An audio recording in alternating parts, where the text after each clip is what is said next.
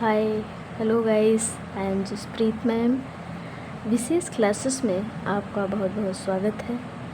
जैसा कि हम जानते हैं, आप लोग भी जान चुके होंगे कि हमारा इंग्लिश ग्रामर का एडजेक्टिव पार्ट चल रहा था।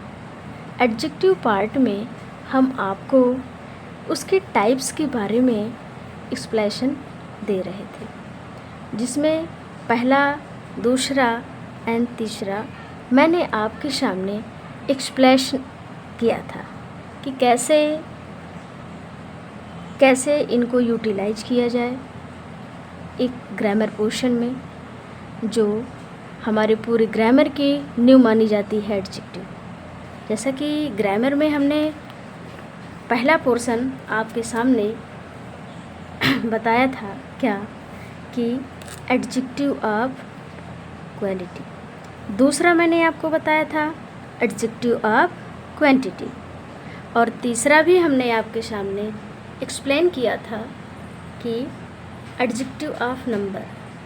आई एम श्योर दैट कि आपको समझ आया होगा, और जहाँ भी थोड़ा सा भी डाउट लगे आपको, आप कमेंट बॉक्स में ज़रूर कमेंट करें।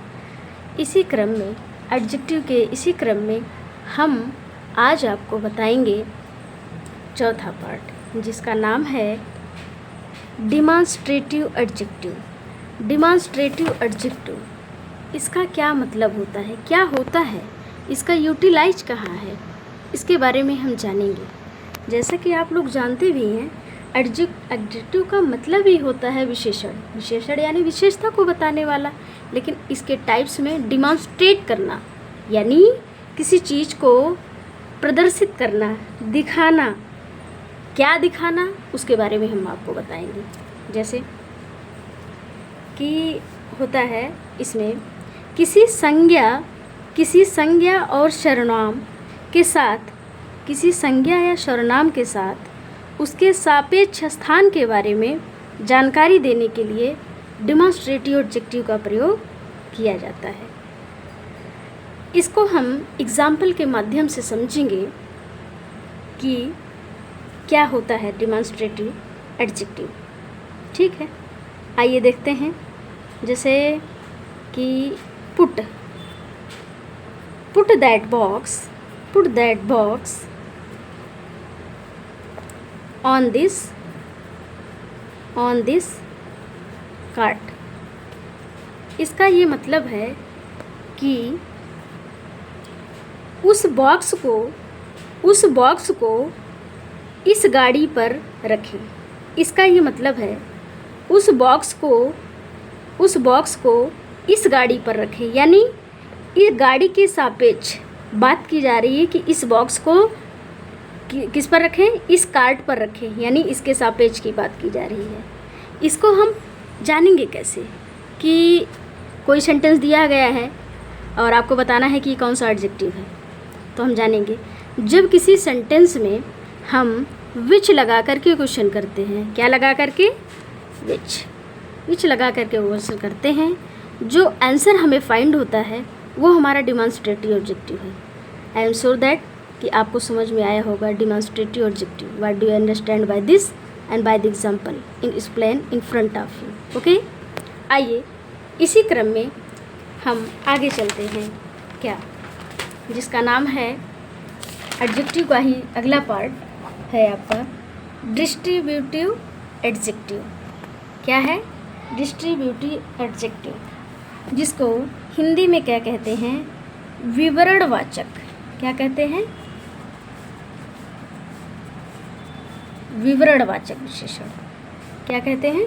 विवरणवाचक विशेषण। अब इसके बारे में हम जानेंगे कि ये क्या होता है। तो आइए जानते हैं कि वे शब्द, विवरणवाचक वे शब्द होते हैं जो किसी समूह के सदस्य को अलग अलग रूप से संदर्भित करते हैं। अलग अलग रूप से कैसे करते हैं, आइए एग्जाम्पल के माध्यम से हम जानें।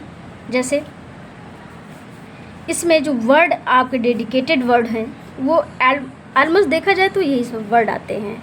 आइदर, नाइदर, ईच, ये सब वर्ड आते हैं। एग्जाम्पल के माध्यम से देखते हैं। पहला, either girl is laborious. Either का मतलब ही होता है पॉजिटिविटी सेंस से, या तो ये व तो वो। यानी वे शब्द, मैंने जैसा कि आपको बताया भी कि वे शब्द जो किसी समूह के सदस्य को अलग अलग रूप से संदर्भित करते हैं, या तो ये या तो वो। आइदर इसमें एज सेलेक्ट करने का मोड आता है। तो आइदर गर्ल इज लेबोरियस, या तो ये गर्ल या तो वो गर्ल क्या है लेबोरियस है। लेबोरियस का मतलब है मेहनती, जो मेहनत करती है, मतलब या तो की बात आती है। अगला एग्जाम्पल के माध्यम से हम समझेंगे कि ईच स्टूडेंट, प्रत्येक स्टूडेंट वर्क हार्ड, क्या करते हैं प्रत्येक स्टूडेंट? वर्क हार्ड, कठिन परिश्रम करते हैं। तो ईच इसमें सभी की बात की जा रही है, लेकिन अलग अलग रूप से सभी स्टूडेंटों को अलग अलग रूप से संदर्भित किया जा रहा है, जैसा कि आपको क्लियर होगा। I am sure that. हालांकि हमने समझाने का पूरा प्रयास किया है आपको कि क्या होता है डिस्ट्रीब्यूटिव एडजेक्टिव, आपको समझ में आया होगा। आइए हम जानते हैं इसी क्रम में एडजेक्टिव के इसी क्रम में 6 वाला पोर्शन, जिसका नाम है पोसेसिव एडजेक्टिव। देखते हैं कि पोसेसिव एडजेक्टिव का हिंदी में मतलब है संबंधवाचक। क्या मतलब है? संबंधवाचक विशेषण। ठीक है। अब इसी को संबंधवाचक विशेषण को ही हम अधिकारवाचक विशेषण के नाम से भी जानते हैं। किस नाम से? अधिकारवाचक विशेषण के नाम से। ठीक है। इसमें क्या होगा? अधिकारवाचक विशेषण में होगा क्या? सबसे पहले हम ये जानने का पूरा प्रयास करेंगे कि ये जो शब्द होते हैं जो किसी भी नाउन के साथ प्रयोग होते हैं और यह बताते हैं कि संज्ञा किससे संबंधित है या किसकी है। ये क्या बताएंगे कि किसी नाउन के साथ प्रयोग होते हैं ये, और यह बताते हैं कि संज्ञा किससे संबंधित है या किसकी संज्ञा है। इसके बारे में ही बताया जाता है कि related to, which parts is related to in this sentence. इसमें क्या आता है? My, his, her, their. ये नाउन के क्या आते हैं? पहले ही आएंगे। Example, this is my book. यह बुक क्या है? मेरी है। ये बहुत कॉन्फिडेंसली कहा जा रहा है कि यह बुक क्या है? मेरी है। ओके।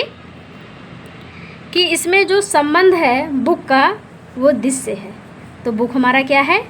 नाउन है। अगले क्रम में, दिस इज़ आवर कंट्री।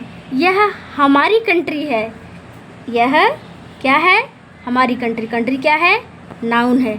और दिस को एम्फेसाइज कर रहा है, यानी अधिकार दिखा रहा है इसमें कि यह कंट्री हमारी है।